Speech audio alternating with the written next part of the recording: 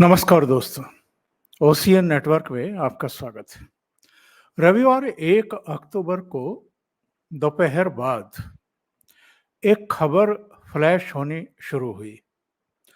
खबर ये थी कि अखिलेश यादव विधानसभा की सीट से इस्तीफा देकर के लोकसभा का चुनाव लड़ सकते हैं। 2022 में जब उत्तर प्रदेश असेंबली का चुनाव हुआ था तो वो करहल सीट से लड़े थे और जीते थे। और आप में से बहुत सारे लोगों को पता होगा कि वो इस समय उत्तर प्रदेश की विधानसभा में नेता प्रतिपक्ष हैं। 2019 में अखिलेश यादव आजमगढ़ से चुने गए थे और जब 2022 का उत्तर प्रदेश विधानसभा का चुनाव हुआ तो फिर वो करहल सीट से विधानसभा का चुनाव लड़ गए। वो करहल से चुने गए।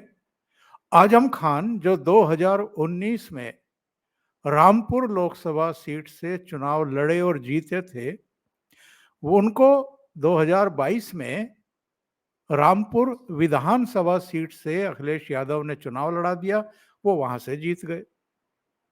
इन दोनों ने यानी अखिलेश यादव और आजम खान ने लोकसभा की सीटें छोड़ दी और इन्होंने फैसला किया कि हम अब उत्तर प्रदेश की ही राजनीति करेंगे। लोकसभा से इन्होंने इस्तीफा देकर के उत्तर प्रदेश की राजनीति करने का फैसला किया, संदेश दिया अपने कैडर को। क्यों? क्योंकि इनका ये मानना था कि अगर हम लोकसभा की सदस्यता बरकरार रखेंगे और करहल की और रामपुर की विधानसभा सीटों से इस्तीफा दे देंगे तो फिर उत्तर प्रदेश में जो हमें जमीन तैयार करनी है अपने लिए, फिर से जो 2017 में खिसक गई थी इनके पैरों के नीचे से, चुनाव तो विधानसभा का इसलिए लड़े थे कि शायद 5 साल की कोई एंटी इनकम्बेंसी होगी योगी आदित्यनाथ के खिलाफ और ये 2022 में फिर से इनकी वापसी हो जाएगी। लेकिन ऐसा नहीं हुआ। योगी आदित्यनाथ के नेतृत्व में भारतीय जनता पार्टी की फिर से वापसी हो गई। तो मन महसूस करके अखिलेश यादव नेता प्रतिपक्ष बन गए क्योंकि लोकसभा से इस्तीफा दे चुके थे। अब जो ये नई खबर आ रही है कि अब वो फिर से विधानसभा की सीट छोड़ देंगे, करहल की सीट छोड़ देंगे और लोकसभा का चुनाव लड़ेंगे कन्नौज से, ये अपने आप में चौंकाने वाली घटना है। अखिलेश यादव के अब तक के चुनावी राजनीतिक सफर पर जरा एक नजर डालते हैं। ये 2000 में पहली बार कन्नौज से 13वीं लोकसभा के लिए चुने गए थे।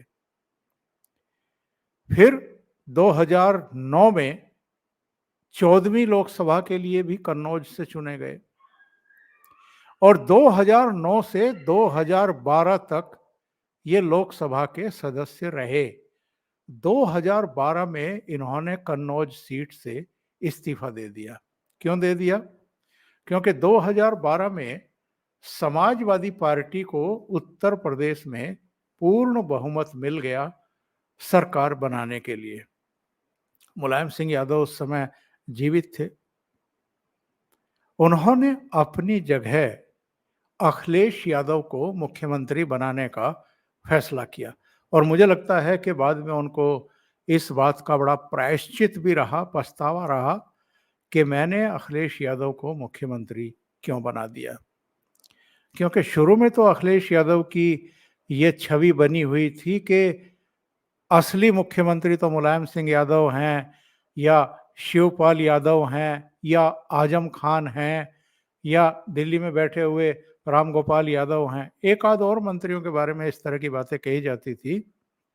लेकिन एक्चुअल में बाद में जब अखिलेश यादव को लगा कि ये तो इंतहा हो रही है और जो मेरे फैसले हैं उनको भी पलटा जा रहा है, एज चीफ मिनिस्टर उनको लगा कि अब अपना रूप रंग दिखाने का समय आ गया है।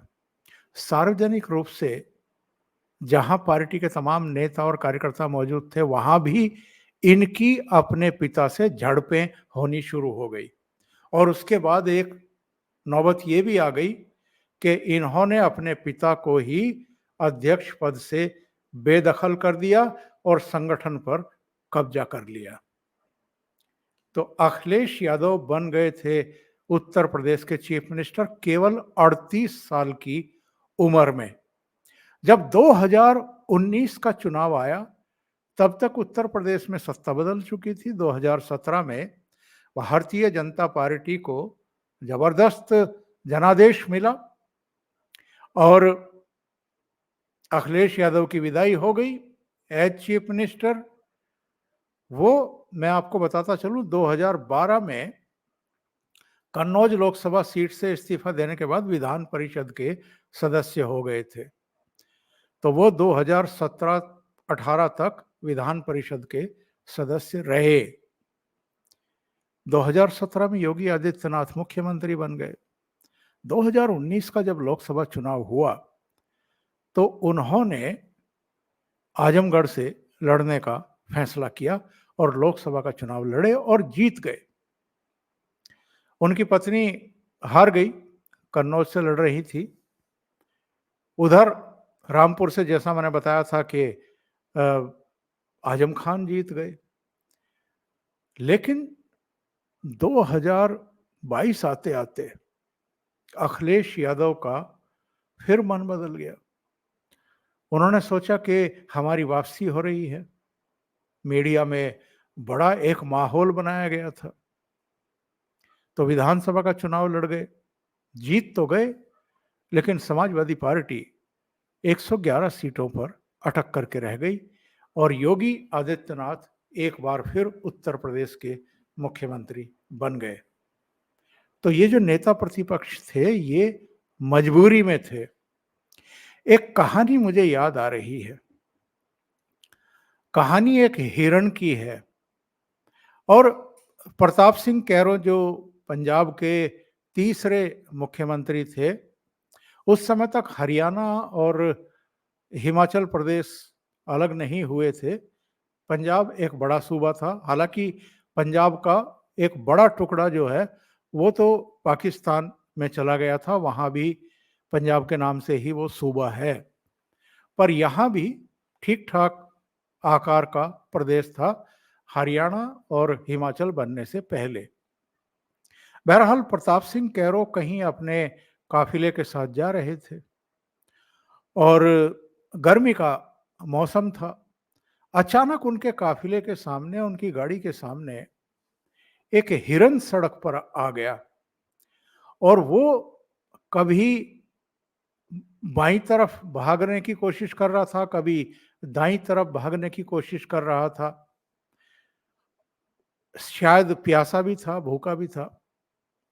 जो एस्कॉर्ट गाड़ी थी उसके सामने वो गिर पड़ा और शायद उसको टक्कर भी लगी थी, चपेट में आ गया था वो एस्कॉर्ट गाड़ी की और थोड़ी देर वो तड़पा और उसके बाद उसकी डेथ हो गई। तो सारा काफिला रुक गया क्योंकि चीफ मिनिस्टर ने गाड़ी रुकवा ली थी और वो उस हिरन के पास गए। थोड़ा बहुत जो पानी वगैरह था वो डाला गया उसके मुंह पर, लेकिन तब तक वो खत्म हो गया। तो प्रताप सिंह कैरो ने जितने भी उनके सचिव वगैरह या कोई मिनिस्टर भी साथ चल रहे होंगे या कांग्रेस के जो दूसरे नेता थे, उनसे पूछा, भाई इस हिरण की डेथ क्यों हुई? किसी ने कुछ जवाब दिया, किसी ने कुछ जवाब दिया। गर्मी बहुत थी जी, और चपेट में आ गया, तमाम तरह की बातें। उन्होंने कहा कि नहीं, असली कारण ये नहीं था। असली कारण ये था कि ये फैसला नहीं कर पाया कि इसको बाईं तरफ भागना है बच करके या दाईं तरफ भागना है।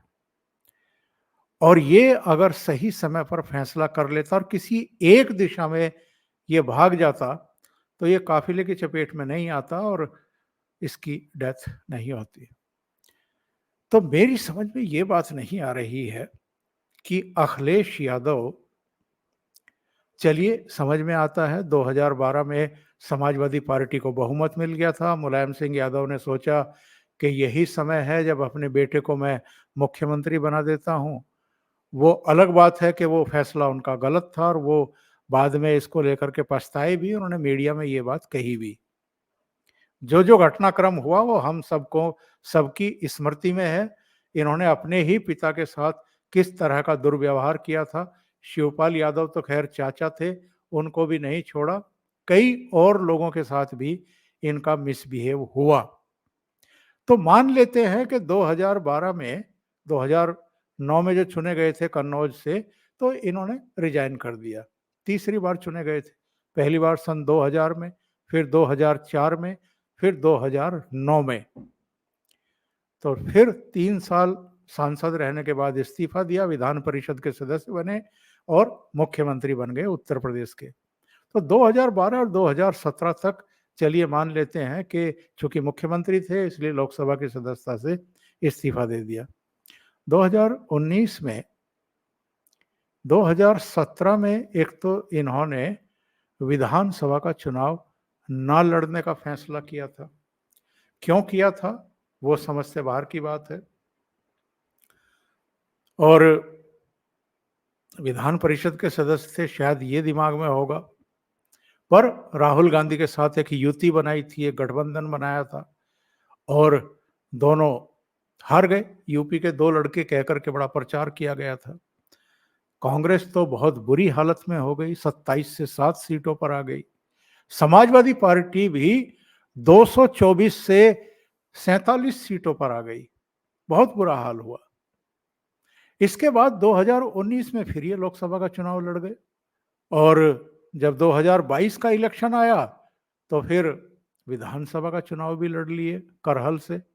करहल इनके पिताजी मुलायम सिंह यादव की बड़ी स्ट्रांग सीट हुआ करती थी एक जमाने में, वहां से लड़े और ये जीत भी गए। योगी सरकार में एक मंत्री रहे, उनके खिलाफ ये चुनाव लड़े और जीत गए। अब विधानसभा सीट फिर छोड़ना चाहते हैं, फिर लोकसभा चुनाव लड़ना चाहते हैं, जीतना चाहते हैं। क्यों ऐसा कर रहे हैं, समझ से बाहर की बात है।